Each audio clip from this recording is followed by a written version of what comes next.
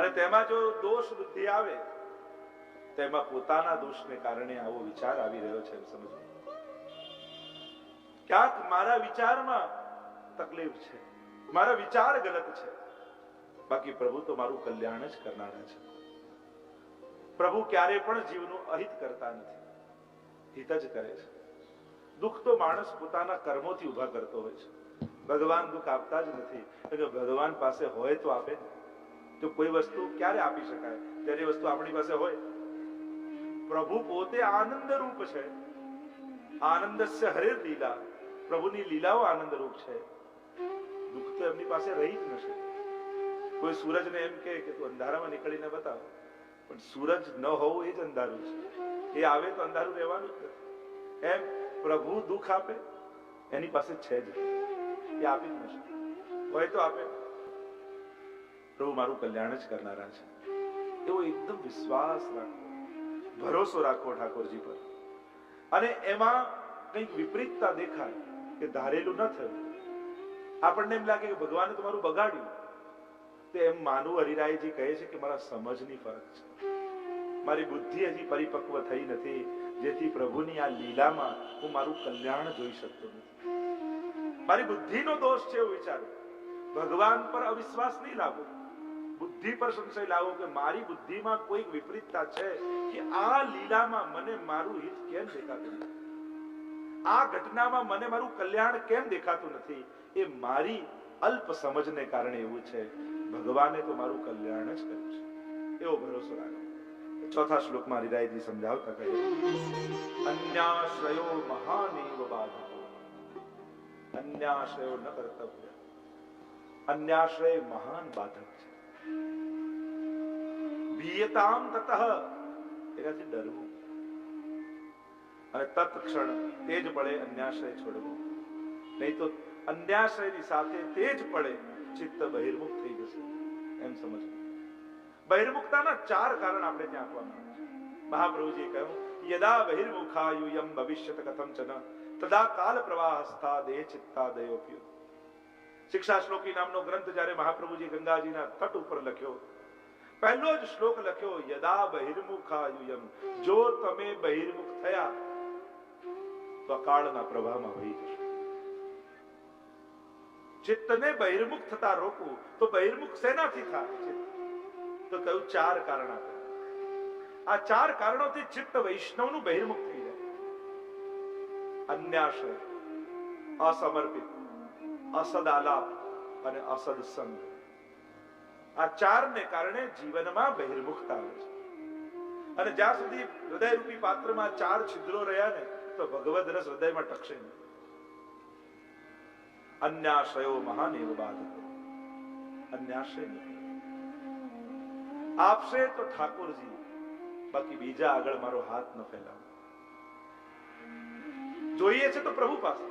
જો અન્યાશ્રય કરતા સકામ ભક્તિ સારી, માંગ્યા વગર ન રહી શકતા હોય તો પ્રભુ પાસે માંગો, પણ બીજે હાથ ફેલાવો તો પ્રભુને ગમશે નહીં. જેમ રાજાની રાણી બીજે જઈને માંગે એ રાજાનું અપમાન છે, એમ વૈષ્ણવ ભગવાનનો થયો અને બધે પાપા મારતો હોય તે અપમાન પ્રભુનું છે. કારણ કે એનાથી અધિક કોઈ આપવા સમર્થ નથી. અને એટલા માટે વૈષ્ણવે અન્યાશ્રય છોડવો. પ્રભુમાં બધા બિરાજે છે. તમે કોઈને છોડતા નથી, તમે ભેદ નથી જોતા, બધું ભગવાનની અંદર બિરાજે છે એવો ભાવ રાખો.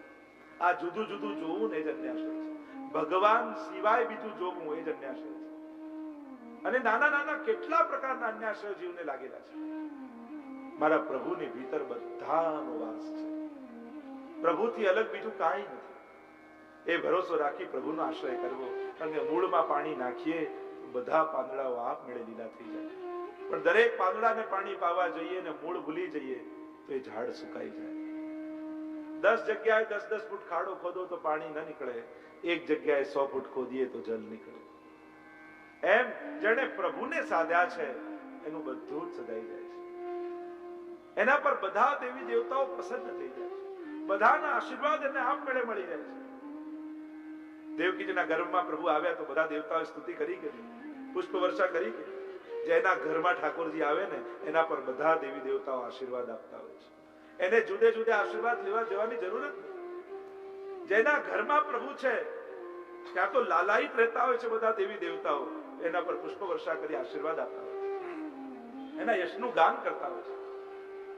અને જે પ્રભુ જેના ઘરમાં બિરાજે છે ને બધે બાપા મારે, તો ગોપાલદાસજી કહે તેને ઉપર રહ્યા દેવ ધિક્કાર બોલે, કે દેવતાઓ પણ એને નારાજ થાય કે તને પ્રભુ મળ્યા કે જેને અમે ભજીએ છે અને એમને છોડીને તું ક્યાં ભટકી રહ્યો છે, એમ દેવતાઓ પણ એને ધિક્કાર છે. તો આ ભાવ વિરોધ કોઈનો નથી, પ્રેમનું લક્ષણ અનન્યતા છે. પ્રેમ છે તો અનન્યતા આવવાની.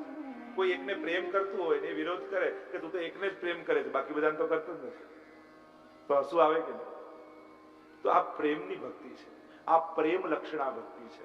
પુષ્ટિ માર્ગીય ભક્તિ એ ગોપીજનોની ભક્તિ છે. અને તમે ક્ષણવાર માટે પણ વિચારી શકો કે કોઈ ગોપી અહીંયા ચડાવવા ગઈ, અહીંયા આ ચડાવવા ગઈ, અહીંયા આ કરવા ગઈ. ગોપી માટે વિચારે આવે, એક ક્ષણ માટે વિચાર આવે?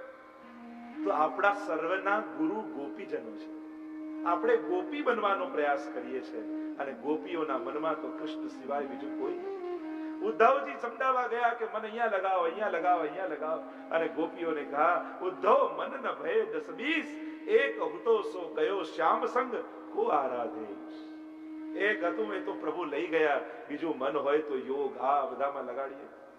જેમ ચાતક પક્ષી એ સ્વાતિ બિંદુના સમયે વરસતા બુંદોને જ ગ્રહણ કરે છે. એકવાર ચાતક પક્ષીને થયું કે અમે તો આવી નિષ્ઠા રાખી, પણ શું અમારી સંતતિઓ, અમારા બાળકો અમારા ગયા પછી આવી નિષ્ઠા રાખશે કે નહીં? એટલે એને એને બચ્ચાને બોલાવ્યા અને ચાતક પક્ષી એના બચ્ચાને કહ્યું કે જો બેટા આપણે ચાતક પક્ષી અને સ્વાતિ બિંદુ સિવાય બીજું કોઈ જળ આપણાથી ગ્રહણ ન કરાય. ત્યારે બચ્ચાએ કહ્યું કે પિતાજી આજે પહેલી વાર ખબર પડી કે સ્વાતિ બિંદુ સિવાય પણ દુનિયામાં કોઈ બીજું જલ પણ છે. અમે તો આપના સંતતિઓ છે અને બિંદુ સિવાય અમે ગંગાજીના કાંઠે પણ એ પક્ષી મર્યું ને તો ગંગાજીમાં પડતા પડતા એ ચાંચ તો ઊંચી જ રાખી કે ક્યાંક બીજું કોઈ જળ મારી ભીતર પ્રવેશી ન જાય. આ અનન્યતા, આ નિષ્ઠા. તો ચાર રીતે બહિર્મુખતા આવે: અન્યાશ્રય, અસમર્પિત, પ્રભુને ધર્યા વગર લેવું; અન્યાશ્રય, અસમર્પિત, અસદ આલાપ, મિથ્યા ભાષણ કરવું; અને અસદ સંગ, વૈષ્ણવ સિવાયનો સંગ કરવો. આ ચાર કારણોથી બહિર્મુખતા આવે છે. આમ 7મા શિક્ષાપત્ર, 8મા શિક્ષાપત્રને વિરામ આપીએ. 9મું શિક્ષાપત્ર 35મા શ્લોકોમાં શ્રી હરિરાયજી આ પત્ર લખી રહ્યા છે. પ્રધાન વિષય છે 18 શ્લોકમાં કિશોર સ્વરૂપનું વર્ણન કર્યું છે. પ્રભુના પ્રેમ, આસક્તિ અને વ્યસન નું સ્વરૂપ સમજાવ્યું, માર્ગ, નિષ્ઠા અને આશ્રયનું રૂપ સમજાવ્યું. પ્રથમ શ્લોકમાં શ્રી હરિરાયજી આજ્ઞા કરતા કહે, બીજા શ્લોકમાં બાલ સ્વરૂપનું વર્ણન છે કે પ્રભુ કેવા વાંકડિયા કેશ, કેવી મરવટ કાઢી, કેવા શૃંગાર ધરી, અને એ બાલ સ્વરૂપનું વર્ણન કર્યું છે. અને અહીંયા હવે કિશોર સ્વરૂપનું વર્ણન કર્યું છે. કારણ જ્યારે વિરુદ્ધ ધર્માશ્રયતા તમે જોયું તો એ જ ક્ષણે બાલક પણ છે, એ જ સમયે પ્રભુ કિશોર પણ છે. યાચના કરે છે, કદા નિજપતિ કૃષ્ણ સ્વબિંબમ દર્શયિષ્યતિ બદ્ધ બરહમ શિખમ. માથે મયુર પિચ્છ ધારણ કર્યું હોય, મુખારવિંદ ઉપર શ્યામ કેશ ઉડી રહ્યા હોય, તેવા સુંદર સ્વરૂપનું દર્શન મારા સ્વામી શ્રી કૃષ્ણ ક્યારે કરે? તાપ થઈ રહ્યું છે. ગોપીજનોએ પણ એ જ સ્વરૂપનું ગાન કર્યું હતું વેણુ ગીતમાં. બરહા પીડમ નટવર બપો, ગોપીઓને भी वही दर्शन किया था. બરહા પીડમ, મયુર પિચ્છ મસ્તક પર ધારણ કર્યું છે. કારણ કે મયુર જ્યારે રસવત્ત બને ત્યારે પોતાના પીછાઓને ફેલાવે, નૃત્ય કરે, એમ પ્રભુ પણ રસવત્ત બની મોર પીછને મસ્તક પર ધારણ કરી સંકેત કરે, હું મારા ભગવદ રસનું દાન કરવા માટે આવ્યો છું. મુખારવિંદ પર ઉડતા કેશ એ તો મુક્તિના સ્વરૂપ છે, આચાર્યો કહે છે. સાક્ષાત આ મુક્તિનું સ્વરૂપ છે જે પ્રભુના મુખારવિંદ પર લટો આવે છે. આગળ 14મા શ્લોકમાં શ્રી હરિરાયજી વર્ણન કરતા કહે, શ્રી હરિરાયજી ઠાકોરજી જ્યારે વેણુ અધર પર પધરાવીને વેણુ નાદ કરે એ સ્વરૂપનું સ્મરણ કરી રહ્યા છે કે જે મુરલીના નાદ વડે સત્પુરુષોના ચિત્તોને મોહ પમાડી રહ્યા છે. અને એટલું જ નહીં, જળને ચેતન અને ચેતનને જળ કરી રહ્યા છે. આ મુરલીનો નાદ એવો છે કે જીવ જગતના ધર્મોને બદલી નાખે છે. ગાયો હરણાઓ આ બધા ચેતન છે, પણ મુરલી સાંભળે એટલે જડ બની જાય. ગાવશ્ચ કૃષ્ણ મુખ નિર્ગત વેણુ ગીત પિયુષ મુક્ત ભીત કર્ણપટૈ પિબંત્યઃ શ્રાવાહ સ્મૃત સ્તનપય કવલા સ્મૃતસ્તુ ગોવિંદ માત્મની દશાસુ કલાસુ. આ વાછરડું પણ ગાયના થનમાંથી દૂધ પીએ ને, અને દૂધનો કોળિયો મોઢામાં છે, જ્યાં વેણુનો નાદ થયો એવા જળ જેવો થઈ ગયો. નથી દૂધ બહાર કાઢી શકતો, નથી અંદર લઈ શકતો. પ્રાયો બતામ વિહિગા મુનયો વનેસ્મિન. આ પક્ષીઓ પોતાની બધી ચંચલતાઓ મૂકી શાંત બની આંખોને બંધ કરી પ્રભુના વેણુનાદને પાન કરી રહ્યા. આ વેણુનો ધર્મ છે. વાશ્ચ ઈશ્ચ તૌ અણુઃ. વિષયાનંદ અને બ્રહ્માનંદ જેની આગળ અણુ જેવા બની જાય એ જ વેણુ છે મહાપ્રભુ. એવો આનંદ જે વિષયાનંદ અને બ્રહ્માનંદને પણ અણુ જેવો કરી દે છે એ વેણુ. અનેક અનેક વેણુના અર્થો કર્યા છે, સ્વરૂપો ગણાવ્યા છે. વંશસ્તુ ભગવાન રુદ્ર એમનો મહાપ્રભુજી પણ કહે. સાક્ષાત મહાદેવજીનું સ્વરૂપ છે વેણુ. એક પ્રસંગે એમ કહ્યું કે જ્યારે ઠાકોરજી નિકુંજમાં બિરાજેલા એકલા સ્વામીજીનું સ્મરણ કરી રહ્યા હતા, બધું જ ભૂલી ગયા. હે રાધા, હે રાધા, હે રાધા ઉચ્ચારણ કરવા લાગ્યા. એટલામાં સરસ્વતીજી સામે પ્રગટ થઈ ગયા. કહેવા લાગ્યા, પ્રભુ આપે બધાને છોડ્યા પણ મને ન છોડી. પ્રભુએ કહ્યું, મને તો બધાનું સ્મરણ થઈ ગયું. સરસ્વતીજીએ કહ્યું કે આ બધાને ભૂલ્યા પણ વાણીથી સ્વામીજીનું ઉચ્ચારણ કરી રહ્યા હતા, એટલે કે આ સરસ્વતીને આપે ગ્રહણ કરી રાખી. આમ જ્યારે કહ્યું ત્યારે પ્રભુને ગમ્યું નહીં, મૌન બની ગયા. અને એ જે સરસ્વતી મુખમાં વિરાજતી હતી એ જળ બનીને પડી ભૂતલ પર. એ જ વેણુ છે. અનેક અનેક અર્થો કર્યા છે. 6 છિદ્રો, 7મું મુખ પર 7 પ્રકારના ધર્મો છે. કોના માધ્યમથી કોના માટે વગાડી રહ્યા છે? ક્યારેક જમણી તરફ દ્રષ્ટિ કરી, ક્યારેક ડાબી તરફ દ્રષ્ટિ કરી, ઉપર દ્રષ્ટિ કરી, યા નીચે, ક્યારેક સામે દ્રષ્ટિ કરી. દેવ ભોગ્યા, ભગવત ભોગ્યા, સર્વા ભાગ્યા સુધા પ્રભુ વહાવે છે. વેણુ રવ, વેણુ કુંજન, વેણુ નાદ, વેણુ ગીત, અનેક શબ્દો વેણુ ગીતમાં આવ્યા. આ પ્રભુની બંસી સર્વને મોહિત કરે. એવી રીતે આ 3 પ્રકારનો ભાવને સાધન કહેવાય છે. પ્રેમ, આસક્તિ અને વ્યસન. આ ત્રણેયની વાત કરાય છે. અને ભક્તિ કરનારા ભગવદીઓમાં આવી પ્રીતિ દુર્લભ છે. મહાપ્રભુજી પણ ભક્તિવર્ધની ગ્રંથમાં 3 પ્રકારનું સ્નેહ, પ્રેમ, આસક્તિ, વ્યસન, આ 3 અવસ્થાઓ ગણાવી છે. અને આ 3 અવસ્થા જ્યારે જાગૃત થાય, પ્રેમનું બીજ તો રોપીને ઠાકોરજીએ તમને મોકલ્યા છે. બીજ દાડર્ય પ્રકારસ્તુ ગૃહે સ્થિત્વા સુધર્મતઃ યથા ભક્તિ પ્રવૃદ્ધા સા તથોપાયો નિરૂપ્યતે બીજ ભાવે દૃઢેતુ સ્યાત ત્યાગાત શ્રવણ કીર્તના. ભક્તિવર્ધની ગ્રંથમાં મહાપ્રભુજી આજ્ઞા કરે છે, પ્રત્યેક પુષ્ટિ જીવના હૃદયમાં ઠાકોરજીએ ભક્તિનું બીજ રોપીને એને મોકલ્યો છે. ત્યાગ, શ્રવણ, કીર્તન દ્વારા જ્યારે ભક્તિના બીજને દ્રઢ કરે ત્યારે પ્રેમ, આસક્તિ અને વ્યસન આમ ઉત્તરોત્તર એનો પ્રેમ વધતો જાય.